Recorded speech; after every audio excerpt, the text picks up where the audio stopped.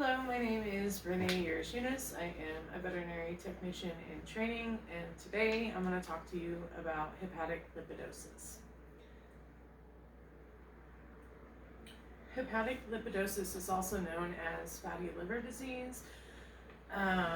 Causes, honestly, are unknown. Typically what happens is there are secondary or primary diseases that lead to the secondary disease of hepatic lipidosis. Some of those diseases include IBD,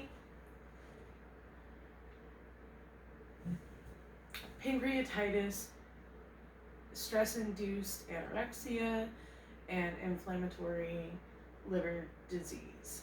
Ultimately, what happens with hepatic lipidosis is the liver is unable to filter out the fat that comes from anorexic patients.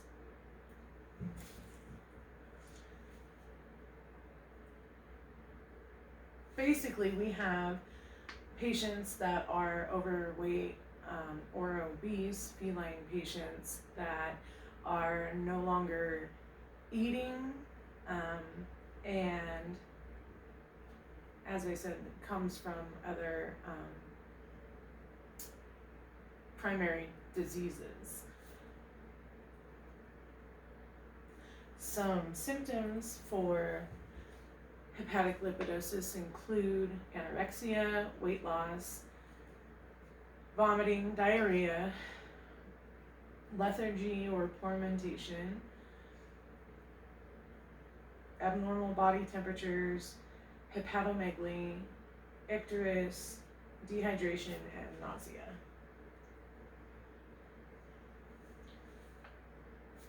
For diagnosing hepatic lipidosis, we need to do some blood work, a urinalysis.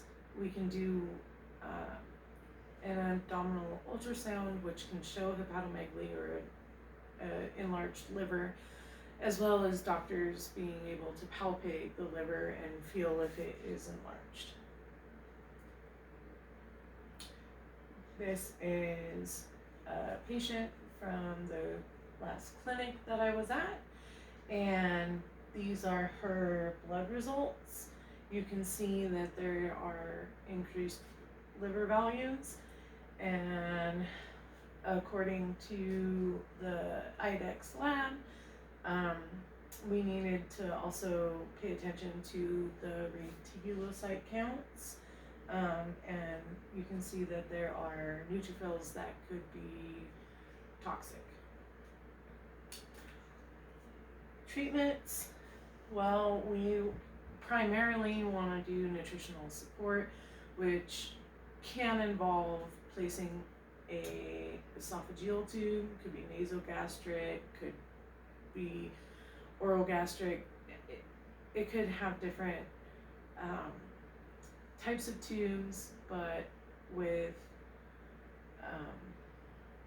most hepatic patients, hepatic lipidosis patients, it is easier with the cats to place a esophageal tube where you can administer some nutritional support. We can treat with gastroprotectants, antiemetics, appetite stimulants. Some of my sources say that we should, some of my sources say that we shouldn't. The last case that I worked on, we did supply some appetite stimulants. Serenia is a great antiemetic, helps prevent nausea. As I said, the primary concern is nutritional support. There are 3 veterinary prescription brands: Purina, CN, Recovery on Royal Canin, and with Hills is 80.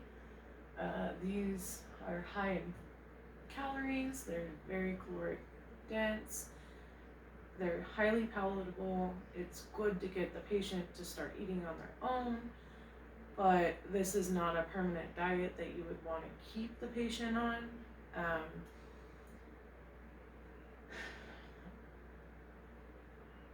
With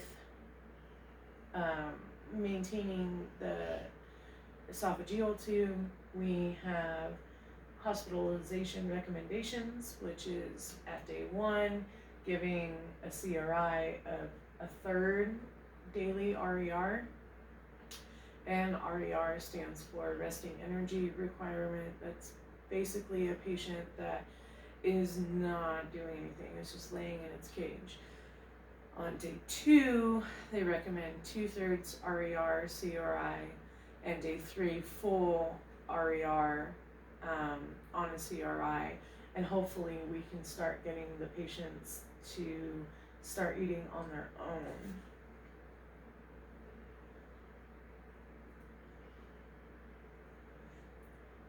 Some other drug administrations include, like I say, gastroprotectants like Carafate, antiemetics like Cerenia, appetite stimulants such as Entice.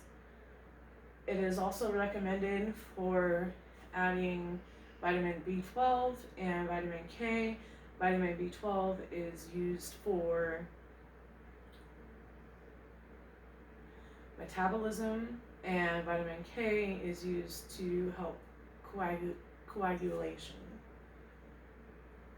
This is the cat that I got to work with. Her name was Cora. This is her with her esophageal tube, and this is kind of to talk about veterinary technician roles. We do draw the blood, we do take the urine, we maintain the feeding tubes. There's also fluid therapy involved, which technicians help maintain the catheters and make sure they're patent, changing the tape, changing the catheter if it needs to be changed, administration of drugs, and technicians can also remove the tube.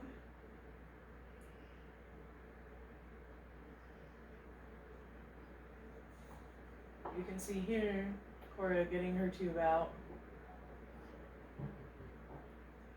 She's very happy that it's out.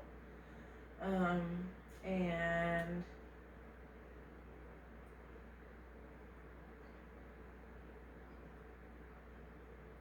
there's no works cited. Thanks.